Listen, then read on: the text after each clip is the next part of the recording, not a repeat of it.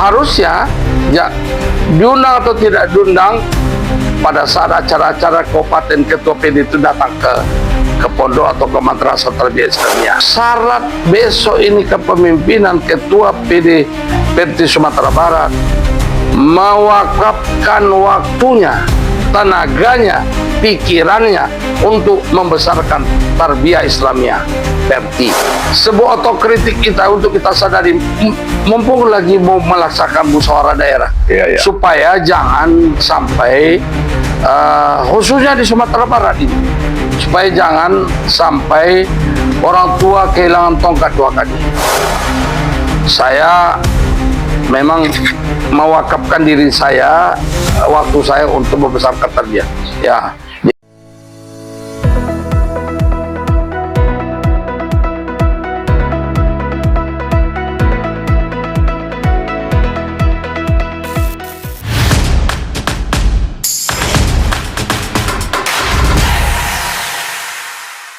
Syukur alhamdulillah kepada Allah Subhanahu wa taala, selawat dan salam kepada Nabi besar Muhammad sallallahu alaihi wasallam. YouTube Mutua Official hari ini mendapat tamu istimewa karena kita akan bertemu dengan Buya Muhammad Sarfi Hutauruk. Assalamualaikum warahmatullahi wabarakatuh. Waalaikumsalam warahmatullahi wabarakatuh. Pak Buya, Rizal, ya, apa kabar? Sehat. Muhammad Sarfi Hutauruk ini adalah Ketua Umum Persatuan Tarbiyah Islamiyah Perti. Pemirsa sekalian, di Republik ini ada 3 organisasi besar umat Islam. Pertama lahir tahun 1912 adalah Muhammadiyah. Yang kedua adalah NU, Nahdlatul Ulama, lahir 1926, dan Tarbiyah Islamiyah lahir 1928 di Padang. Jogja adalah Muhammadiyah, NU di Jawa Timur. Inilah barangkali nanti kita mendapat pandangan dan kondisi kekinian terhadap 3 organisasi Islam terbesar di Indonesia ini. Inilah kira-kira Buya, bagaimana apa yang disampaikan dalam kondisi seperti ini, sehingga organisasi besar Islam di Republik Indonesia ini memang tarbiyah ketiga terbesar. Silakan Buya Ketua Umum. Baik, terima kasih. Assalamualaikum warahmatullahi wabarakatuh. Alhamdulillahirrabbilalamin. Kita bisa hadir bersilaturahmi dengan senior kita Pak Rizal Mutua. Ini adalah Wakil Ketua PD Tarbiyah Islamiyah Perti Sumatera Barat sampai besok musda berakhir, baru dimisioner. Yang kedua adalah kita bersyukur kepada Allah bisa melaksanakan musda di Sumatera Barat dalam rangka sebuah tuntutan organisasi, siklus kepemimpinan 5 tahunan, dan sebuah pendeklarasian kepemimpinan yang lebih baik, lebih maju, lebih energik, lebih mudah dari sebelum-sebelumnya. Baik, sebetulnya di antara puluhan ormas Islam di Indonesia saat ini ada 3 yang mana di ormas Islam. Artinya menurut kami bukan hanya ormas Islam Nahdlatul Ulama atau Muhammadiyah saja yang sering disebut orang, tetapi juga ada Persatuan Tarbiyah Islamiyah. Persatuan Tarbiyah Islamiyah itu berbarengan hampir lahirnya dengan ormas-ormas lainnya. Seperti Muhammadiyah yang didirikan, yang diprakarsai oleh Kiai Haji Ahmad Dahlan 1912 Ya. di Yogyakarta, dan kemudian Nahdlatul Ulama 1926 oleh Kiai Haji Hashim Asy'ari di Jombang, Jawa Timur, sementara disusul oleh Tarbiyah Islamiyah, Persatuan Tarbiyah Islamiyah namanya, yaitu dimotori oleh Syekh Sulaiman Ar-Rasuli, oleh Nyak Candong dan kawan-kawan, termasuk Buya Jabil Jaho, termasuk Tabe Gadang, dan lain-lain. Ada sekitar 16 orang. 1928 di Canduang Bukit Tinggi. Lalu apa bedanya organisasi Tarbiyah Islamiyah Perti ini dengan yang lain? Kalau Nahdlatul Ulama menjadi ormas dulu berdiri, baru mendirikan pondok di Jawa Timur. Nah, Muhammadiyah 12 itu adalah lahir ormas, baru mendirikan sekolah, baru mendirikan Amaliyah sosial. Amaliyah sosial. Sementara Persatuan Tarbiyah Islamiyah, Madrasah Tarbiyah Islamiyah dulu lahir. Lahir di mana-mana. MTI waktu itu sebelum 28. Waktu itu melahirkan pendidikan Madrasah Tarbiyah Islamiyah, dinamakan namanya Kitab Kuning. Itu di surau-surau, sistem halakah, bersela, duduk, baselo, kata orang Minang. Makanya zaman dulu sebelum lahir tarbiyah ini, remaja kita yang sudah SMP, nggak ada yang tidur di rumah, nggak ada yang tidur di rumah. Setelah asar atau jam 5 dia ke surau. Disitulah dia mengaji, kemudian baca Al-Quran, mengaji tentang tafsir, dan lain-lain. Itu dihimpun oleh ulama-ulama tarbiyah menjadi sekolah-sekolah yang sistem halakah, non-kelas. Makanya remaja-remaja Minangkabau dulu malu tidur di rumah. Ya. Malu, dia tidurnya ada di surau. Maka orang dulu itu kecil dia hafal betul tentang Islam. Jadi Nyak Candung mendirikan sekolah-sekolah halakah, baru dia lahirkan tarbiyah. Iya.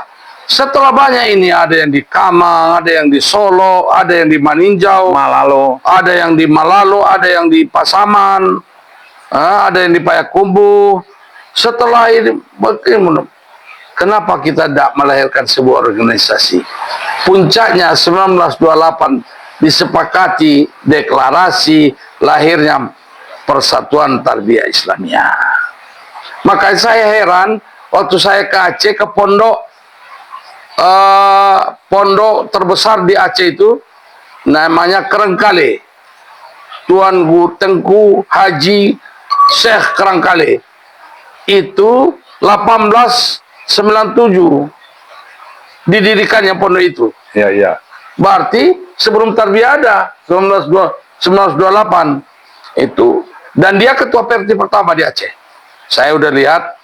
Nah, kemudian setelah itu ini mulailah ada pergumulan antara kaum tua sama kaum muda. Sistem halakah, dan mudah akan kita pendekkan ini, jadilah dia menjadi madrasah. Madrasah Tarbiyah Islamiyah. Berjalanlah ini baik di Candung, MTI Koto Panjang, MTI Koto Gadang, MTI Sumani. Berarti Buya hafal semuanya, sekolahnya di Candung. Saya kebetulan memang sekolahnya di Candung. Dari Barus. Dari Sibolgaya. Tamat SD, tamat SD 1973, diantarkan orang tua ke Candung Bukit Tinggi. Kampung Buya kan dekat dari Barus itu. Ya, Sorkam namanya. Sorkam. Bersebelahan. Berarti memang Islam masuk di Sumatera ini dengan seorang sahabat Nabi ada di Barus. Ada. Nah, sekarang pengalaman di Candung dengan perkembangan tarbiyah hari ini, apa problemnya sekarang? Jadi begini, pengalaman di Candung, ya kita belajar kitab kuning, kemudian kita ya ngaji, liburnya hari Jumat, ya kita belajar ada latihan pidato, latihan khutbah, latihan ceramah, semuanya lah. Sore baru olahraga, banyak betul. Dan juga di Candung bukan agama saja, ada juga umum. Ada umum yang kita pelajari. Ada ekstrakurikulernya juga. Dan ini yang dikembangkan sekarang. Ini berkembang terus di mana-mana sehingga pernah tercatat di Sumatera Barat tidak kurang dari hampir 700 madrasah tarbiyah Islamiyah, bahkan 900 kalau yang di Sumatera Barat, ya. Madrasah tarbiyah Islamiyah di Sumatera Barat. Jadi memang ini sangat beruntung ini pemirsa di channel Mutua Official ketemu dengan ketua umum mengungkapkan kelemahan atau kenapa terjadi seperti ini. Ini sangat valid ini. Silakan. Ya, ini sebuah otokritik kita untuk kita sadari, mumpung lagi mau melaksanakan musyawarah daerah, supaya jangan sampai khususnya di Sumatera Barat ini, supaya jangan sampai orang tua kehilangan tongkat dua kali. Pertama adalah ibarat dulu kita waktu kecil, bapaknya kaya, hartanya banyak, ya kan, sehingga dia lalai tidak sekolah. Kalaupun tidak sekolah bisa saya makan, keturunan bapak saya banyak, hartanya masih banyak gitu loh. Jadi ini mungkin termasuk apa juga, termasuk apa yang menjadi anu juga ini, menjadi catatan kita bahwa mungkin karena waktu itu luar biasa sumber daya kita itu di Sumatera Barat ini kita paling besar. Ya. Siapa yang nggak kenal tarbiyah di Sumatera Barat? Bukan hanya di kabupaten, kecamatan dan desa ada tarbiyah. Ya. Mengaji itu tidak ada tarbiyah. Mencari ulama di sini nggak ada yang tidak tarbiyah di Sumatera Barat. Mencari ustadz tidak ada yang tidak tarbiyah. Bahkan pernah menjadi hakim agama zaman dulu. Kalau mengangkat dia hakim pengadilan agama Mahkamah Syariah di Sumatera Barat, dia tanya dulu tamat tarbiyah enggak? Ya. Kalau enggak tamat tarbiyah, enggak diangkatnya. Kenapa? Dianggap orang tarbiyah itu mengerti tentang fikih, tentang tata cara hukum Islam. Begitu hebatnya dulu. Jadi di mana-mana tarbiyah. Kalau adalah orang mau mencari malin, semuanya anak tarbiyah. Orang Sia anak tarbiyah, bangga dulu. Jadi karena besar tarbiyah itu di Sumatera Barat, ini enggak kita sadari besar kita diam, tidak berbuat, tidak beraktivitas, tidak tahu bahwa kita besar. Kita lupa pada diri kita besar ini sehingga tidak ada kita buat-buat. Sama dengan anak orang kaya tadi. Tidak tahu dia bapaknya kaya, harusnya kaya bapak itu digunakannya untuk sekolah lebih tinggi. Tamu ini enggak, diam dia. Sehingga inilah akibatnya tarbiyah ini. Itu satu. Jadi artinya perlu kembali menstimulan syukur nikmat. Nah, yang kedua adalah samping begitu ada 3 macam ini. Yang kedua adalah tergiur dengan politik praktis. Artinya menghadapi musda hari ini harus bebas dia dari posisi politik praktis untuk memimpin ke depan. Saya kira bukan haram barang ini, bukan haram, tapi bukan tujuan. Bukan tujuan. Kalau itu saya jawab dengan pernyataan ini condong masa lalu. Bagi kita orang tarbiyah ini, niat keluar rumah sama orang petani. Keluar dari rumah membawa cangkul, membawa tuai atau sabi, niat ke rumah nak ke sawah menyabi padi. Ya. Sampai di tengah sawah sambil menyabi, nampak buyuh burung batalu beranak, ambil burungnya, ambil cakau Ya. telurnya, bawa pulang digoreng. Tapi yang Menuai taruh tadi, Terus. tak berubah niat. Sambil menuai, sambil menyabi padi, nampak lo kalau dulu tanah kah? Ada lele, tangkap, digoreng, dibawa pulang. Tapi menuai terus juga. artinya tujuannya betul-betul untuk tarbiyah, Menghidupkan tujuan tarbiyah. politik. Ada orang merayu untuk masuk, silakan. Jadi DPRD-nya jangan berubah niat. Nah, kan begitu. Itu jadi selama ini tergiur dengan itu sebuah petamorgana, Ya. tapi sebenarnya tidak dapat apa-apa kita. Kemudian kita asik berpolitik, sekolah tidak terurus, organisasi tidak beraktivitas, sehingga sekolah yang tinggal ke orang lain yang mengurus. Orang lain yang mengurus, tidak lagi kita. Itu yang membuat sekolah itu banyak yang tiada. Ya. Ujuduhu keadamihi. Gitu ya. Yang ketiga faktornya adalah perubahan sistem pendidikan. Ada surat peraturan Menteri Agama bahwa sekarang ada sistem pondok. Jadi berubahlah MT ini. Nomenklatur Departemen Agama swasta pondok, Pondok madrasah negeri. madrasah negeri, pondok adalah swasta. Sementara tarbiyah MTI, madrasah Tarbiyah tarbiyah Islamiyah, dia Islamiyah. swasta. Dia swasta. Inilah persoalan. Ini menjadi bagian dari persoalan yang dihadapi oleh tarbiyah. Ya. Berarti tantangan pengurus yang akan datang ini Sumatera Barat besar dong. Ya besar. Bukan besar sekali. Dengan tarbiyah. Jadi dari 3 yang Buya sampaikan tadi, berarti harapan besar Buya terhadap tarbiyah Sumatera Barat untuk merubah itu, sehingga tercermin nanti ketika orang menyebut NU di Jawa Timur, Muhammadiyah di Jawa Tengah, Jogja, tarbiyah di Sumatera Barat. Loh, iya. Itu Begini. itu tujuan besarnya. Betul. Jadi begini, saya berharap ada faktor lain di Sumatera Barat ini, faktor kepemimpinan di Sumatera Barat yang tidak aktif, tidak mendatangi madrasah atau pondok tarbiyah.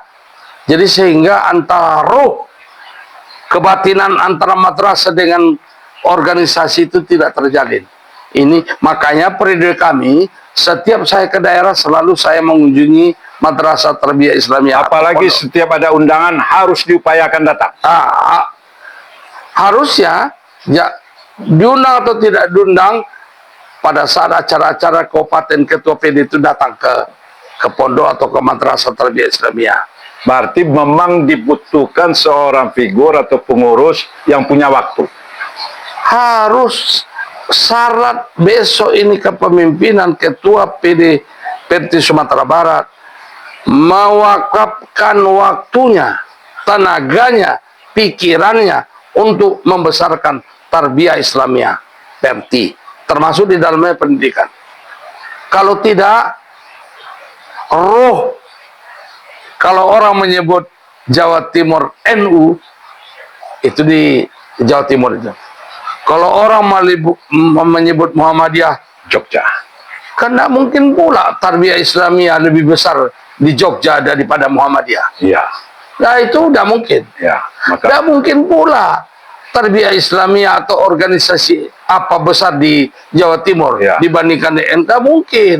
ya, Karena situ tempat kelahiran NU. ya. Di Itu- Jogja kelahiran Muhammadiyah. Iya, kalau di situ besar tarbiyah daripada Muhammadiyah, itu tanda-tanda mungkin. kiamat sudah terjadi tuh. Ya. Nah, ini pula kita pelihara. Jangan pula tarbiyah jadi orang nomor sekian besarnya di sini. Karena ini tempat kalian Persatuan Tarbiyah Islamiyah. Kok besar orang daripada kita? Itu yang menjadi tekad dan prasyarat calon ketua PDPRT ke depan. Oke, Ketua Buya, jadi ini memang hal yang sangat prinsip untuk bisa membesarkan tarbiyah di Sumatera Barat dalam artian tarbiyah secara nasional. Kata kunci terakhir, 1-2 kata kunci, silakan Buya. Sebelum itu saya minta waktu Pak Brisal. Makanya kita sadar betul sekarang ini bahwa saya memang mewakafkan diri saya, waktu saya untuk membesarkan tarbiyah. Ya, dengan segala keterbatasan kita juga bisa berbuat yang terbaik. Iya, iya. Makanya kita buat aturan organisasi, musda tidak musda. Kalau sudah banyak orang yang saya berhentikan, Pak Brizal. Banyak daerah yang tidak mau musda saya kertekerkan. Termasuk kalau Sumatera Barat ini kalau tidak musda, sampai akhir bulan ini saya akan kertekerkan. Tapi alhamdulillah sebelum itu terjadi sudah musda. Kedua adalah database organisasi kita. Insya Allah besok di Bukit Tinggi dalam pembukaan Rakernas saya akan menyerahkan secara simbolik kartu anggota, Ya. berbasis digital kepada anggota PERTI. Ini harus pakai database kita. Yang ketiga adalah lembaga-lembaga di Kementerian Agama kita hidupkan. Sebentar lembaga wakaf sudah ada, lembaga zakat, infak dan sedekah tarbiyah sudah kita bentuk, lembaga ekonomi umat sudah, koperasi sudah kita bentuk, lembaga tasawuf dan tarekat sudah, lembaga pengembangan pendidikan Ya. sudah, dan ini agak lebih maju, dipimpin direkturnya oleh kiai kita, tuan guru kita adalah Abdul Somad. Ya. Dan insya Allah tanggal 20 akan melakukan Rakernas di Bukit Tinggi. Ya. Lembaga ini sekarang per setiap Selasa malam telah menyelenggarakan muzakarah digital tentang hadis, tafsir, kemudian apalagi fikih, guru-guru macam profesor-profesor itu semua. Ini kita untuk profesor-profesor ini kita buat sarana untuk bisa mengadu argumentasi berdasarkan keilmuannya di situ. Berarti kalau di struktur kita itu namanya lembaga mustasar. Di majelis mustasar, majelis ibta, majelis pendidikan, majelis fatwa. Di sanalah lahirnya nanti ide-ide ya. Jadi jangan semua proposal itu digunakan untuk jabatan teknis. Biarlah yang muda-muda jadi jabatan teknis ini. Ya. Jabatan teknis yang muda-muda. Kalau misalnya saya melihat dari pandangan Buya tadi bahwa membagikan kartu anggota digital, kalau seandainya struktur dari provinsi, kabupaten kota, kecamatan, dan ranting di bawah lagi nagari, itu kalau dijumlahkan dengan struktur yang ada sekarang aja di Sumatera Barat, saya rasa bisa 20 ribuan. Itu saja Anggota? Bukan, kepengurusan dari kepengurusan, belum anggota, belum masuk madrasah. Nah, itu kan potensi besar. Ini barangkali yang titipan saya tangkap dari ketua. Betul. Makanya untuk Sumatera Barat, untuk periode pertama saja, kita cadangkan 100.000 kartu anggota. Kartunya bukan kartu kertas. Ya. Itu bisa berupa imani. Ya. Jadi tergantung kita mau nggak berbuat. Ya. Walaupun kita menyadari di sini kita miskin, tidak ada uang, tapi kalau di mana ada tekad, di situ ada jalan. Allah akan memberikan pertolongan. Kan itu aja. Kecuali jangan, makanya kalau jadi ketua jangan tidur, jadi sekretaris jangan tidur. Harus aktif kita, kan gitu dong. Itu ke depan. Ke depan. Nah, lembaga ini bekerja, sosialisasikan, kemudian akan melahirkan nanti madrasah-madrasah baru, dan kemudian akan melahirkan perguruan tinggi. Universitas Perti Sumatera Barat, Universitas Perti Riau, Universitas NTB. Perti Nusa Tenggara Barat, Ya. Universitas Perti Bengkulu, seperti itu. Itu yang kita dorong sehingga organisasi ini bermanfaat bagi umat. Untuk Pak Aprizal, saya sampai hari ini di desa-desa belum banyak berubah warga tarbiyah ini. Masih fanatik bertarbiyah, cuma tidak tersentuh. Itu aja, kurang tersentuh. Mari kita sentuh sekarang ini. Sehingga demikian, momentum musda ini, kita berharap, kita satu tekad, satu niat, keikhlasan untuk mengurus tarbiyah ini dengan baik. Kemudian satu kerjasama ukhuwah yang erat. Jangan untuk menentukan ketua saja berhabis-habis waktu, saling mencurigai, saling memfitnah. Ini begini, ini begini. Tidak bisa lagi.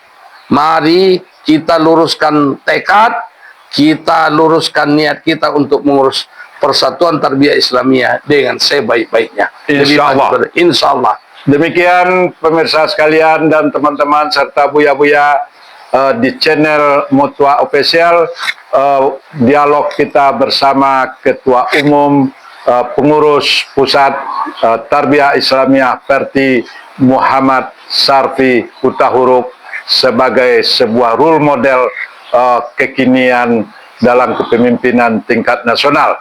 Assalamualaikum warahmatullahi wabarakatuh. Waalaikumsalam warahmatullahi wabarakatuh.